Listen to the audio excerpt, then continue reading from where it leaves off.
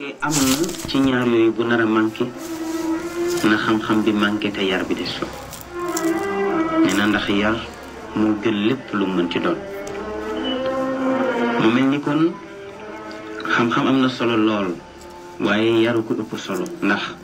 neneen ci xam-xam ngay duggee àjjana wante nag darajay yàlla recevoir la waxtaan ak yow kooku ci yar nga koy amee moo tax ñu ne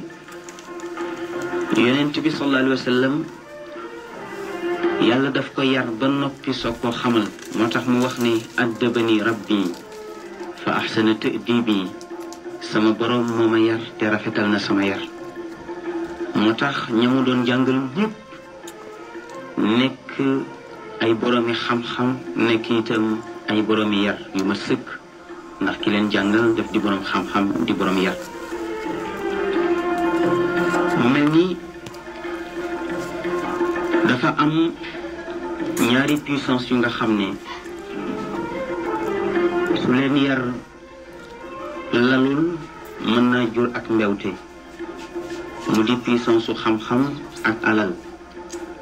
ni su fekkee ne dafa am alal su amul yar rek alalam mën na ko beewloo li ki noonu itam nit bu amee xam-xam su amul yar rek xam-xamam mën na ko beewloo wante yar mooy tax boroom xam-xam bi du beew mooy tax itam boroom yar bi du beew mu mel ni histoire neti dinañu ñaar ñu nga xam ne kii xam-xama ko tax a beew kii nguur ak alal moo ko tax a beew kenn ki di firawna ndax inna firawna taxa wa baxa wa jacala min nafsihi ilahan